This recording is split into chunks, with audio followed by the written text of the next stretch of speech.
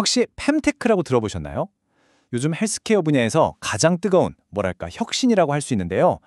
오늘 이 새로운 기술이 여성의 건강을 어떻게 바꾸고 있는지 그 핵심을 한번 파헤쳐보겠습니다. 자, 이걸로 한번 시작해 볼까요? 생리, 임신, 그리고 폐경. 여성의 삶에서 정말 빼놓을 수 없는 이 세 가지 경험, 이들의 공통점이 과연 뭘까요? 정답은 바로 기술입니다. 네, 맞아요. 기술이 이 모든 경험을 완전히 새롭게, 정말 말 그대로 재정의하고 있거든요. 그리고 그 혁명의 한가운데에 바로 오늘 이야기할 fem테크가 있습니다. 그럼 fem테크, 이게 대체 뭘까요? 이게 그냥 잠깐 반짝하는 유행어가 아니고요. 디지털 헬스케어라는 이 거대한 지도에 새롭게 딱 그려지고 있는 아주 중요한 영역이라고 보시면 돼요. fem테크, 이름이 참 직관적이죠? 여성을 뜻하는 female과 기술, 테크놀로지를 합친 말이에요. 2016년에 생리주기 앱 클루의 창업자가 처음 쓴 말인데 이게 단순히 생리주기만 말하는 게 아니에요. 임신, 출산, 또 폐경, 그리고 특정 암 질환까지. 그러니까 여성의 생애주기 전체에 걸친 건강 문제를 기술로 풀어내는 모든 걸 다 포함하는 거죠. 이 역사를 보면요, 진짜 놀라울 정도로 짧아요. 2016년에 처음 이 단어가 나왔는데 불과 5년 만에 뉴욕타임스가 주목을 하고요. 2022년에는 세계적인 컨설팅 회사인 맥킨지가 fem테크 혁명이 시작됐다, 이렇게 선언을 해버립니다. 이 속도 정말 엄청나지 않나요? 바로 이 질문, 뉴욕타임스가 던진 이 질문이 fem테크의 위상을 딱 보여주는 거죠. fem테크가 헬스케어의 차세대의 거물이 될까? 이 기사가 나왔다는 것 자체가 이제 fem테크가 그냥 몇몇 스타트업만의 이야기가 아니라는 거예요. 전 세계 헬스케어 산업의 판도를 뒤흔들 수 있는 그런 중요한 움직임이라는 걸 공식적으로 인정한 셈이죠. 자, 그럼 이 움직임이 얼마나 큰지 말로만 하지 말고 숫자로 한번 직접 보시죠. 이게 그냥 작은 트렌드가 아니고요. 어마어마한 돈이 움직이는 거대한 산업이거든요. 와, 이 숫자 좀 보세요. 162억 4천만 달러. 우리 돈으로 환산하면요, 무려 22조 원이 넘는 돈입니다. 이게 2022년 초까지 딱 fem테크라는 이 한 분야에 쏟아진 투자금이에요. 시장이 여기서 뭘 보고 있는지, 그 기대감이 얼마나 큰지 좀 감이 오시죠? 그리고 이 혁신에 끼어든 기업들만 해도 전 세계적으로 무려 821개나 됩니다. 그러니까 몇몇 회사가 이끄는 게 아니라 하나의 거대한 산업 생태계가 만들어지고 있다? 바로 이 뜻입니다. 아니, 그럼 대체 뭐가 이런 폭발적인 성장을 만든 걸까요? 크게 세 가지 흐름이 딱 만났다고 볼 수 있어요.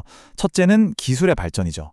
인공지능이나 모바일 기술 덕분에 개인 맞춤형 건강관리가 이제 현실이 됐고요. 둘째는 사회적인 변화, 여성 건강에 대한 목소리가 점점 커지면서 인식이 바뀐 거죠. 그리고 마지막으로 바로 팬데믹 효과, 코로나19를 겪으면서 우리 모두 비대면 진료의 중요성을 깨달았잖아요. 이게 디지털 헬스케어로의 전환을 확 앞당겼습니다. 자, 그럼 이제 시선을 좀 돌려서요, 이 세계적인 흐름이 우리나라, 대한민국에서는 과연 어떻게 나타나고 있는지 한번 구체적으로 들여다보겠습니다. 전 세계에 800개가 넘는 fem테크 회사가 있다고 말씀드렸잖아요. 그중에서 한국 기업은 한 10개 정도, 비율로 따지면 1.4% 정도예요.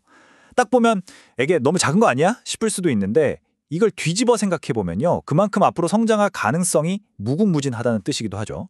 이제 막 열리기 시작한 새로운 시장인 셈이에요. 우리나라 fem테크도 처음에는 생리주기 관리 앱 같은 걸로 시작했어요. 근데 지금은요? 와, 그 영역을 훨씬 뛰어넘어서 정말 다양하게 뻗어나가고 있습니다. 어떤 것들이 있는지 한번 지도를 쫙 펼쳐볼까요? 한국 fem테크 지형도를 보면 가장 흥미로운 게 바로 이 구체성이에요. 예전처럼 그냥 월경 주기만 관리하는 게 아니라 임신과 출산의 전 과정을 도와주는 마미톡 같은 서비스도 있고요. 난임 부부들의 힘든 과정을 기술로 돕는 곳도 생겼어요. 심지어 유방암 환자를 위한 디지털 케어 솔루션까지 나왔습니다. 생각해보면 과거에는 개인이 혼자서 다 감당해야 했던 아주 구체적이고 전문적인 문제들이잖아요. 바로 그 지점을 기술이 파고들기 시작한 겁니다. 자, 지금까지 한국 fem테크의 현재 모습을 살펴봤는데요.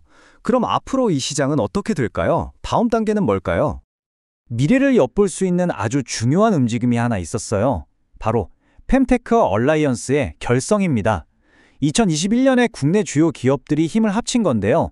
이건 단순히 서로 경쟁만 하는 게 아니라 다 같이 이 시장의 파이 자체를 키우겠다는 의지를 보여주는 거거든요.